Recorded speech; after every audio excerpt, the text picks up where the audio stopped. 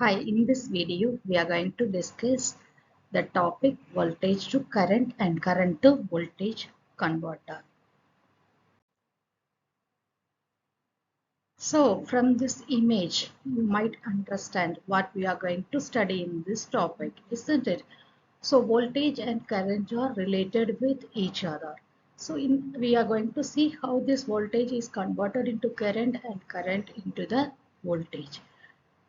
And what's the need for this conversion also. As in an instrumentation circuitry, DC signals are often used as representing the analog, isn't it? So analog representations of a physical measurements like temperature, pressure, flow, weight, and a motion. So DC current signal will be a constant throughout the circuit in series from the source to the load. It's a constant one, isn't it? So the current sensing instrument have the advantage of a less noise.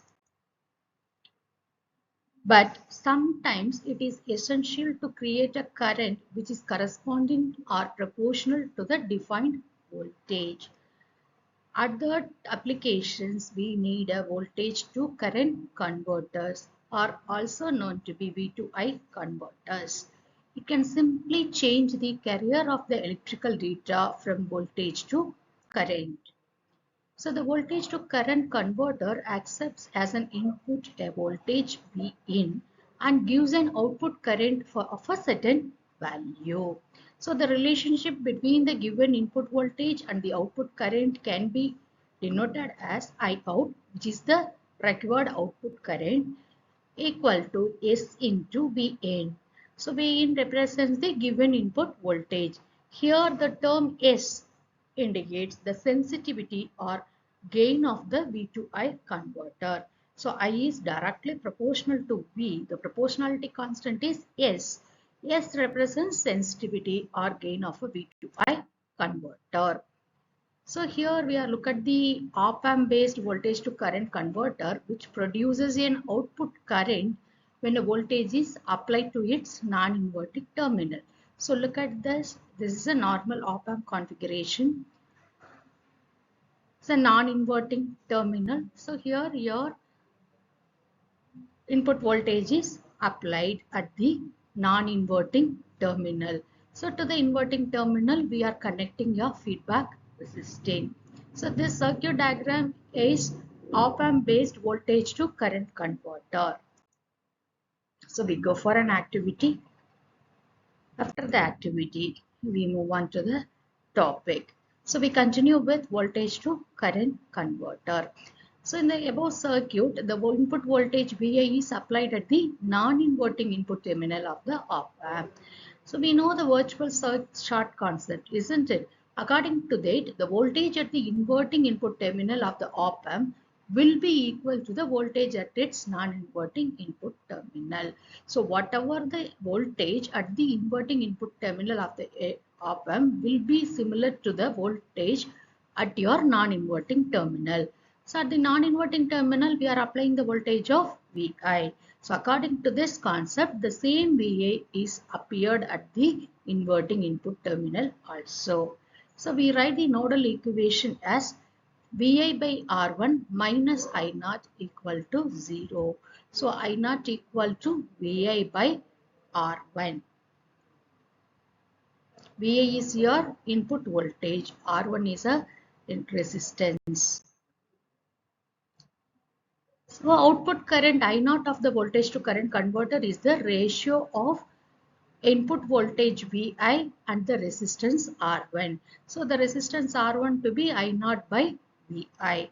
So the above equation represents the ratio of output current I naught and the input voltage Vi, and it is equal to the reciprocal of the resistance R1.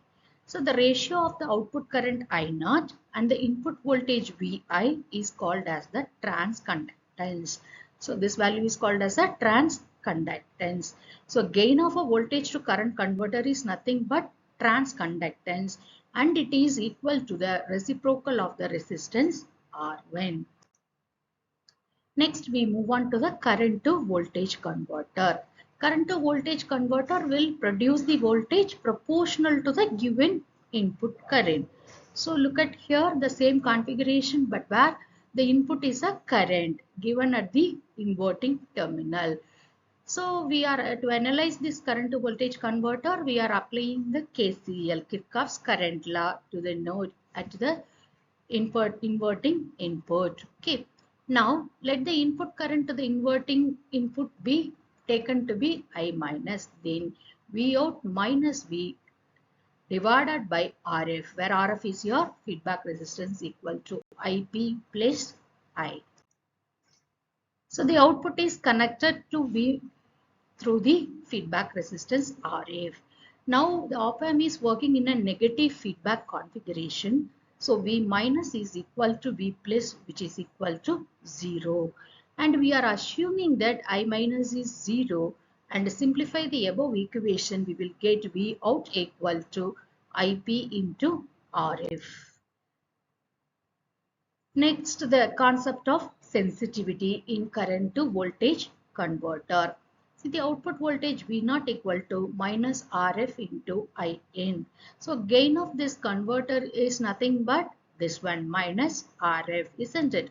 So the magnitude of the gain, that is also called as sensitivity of I to V converter.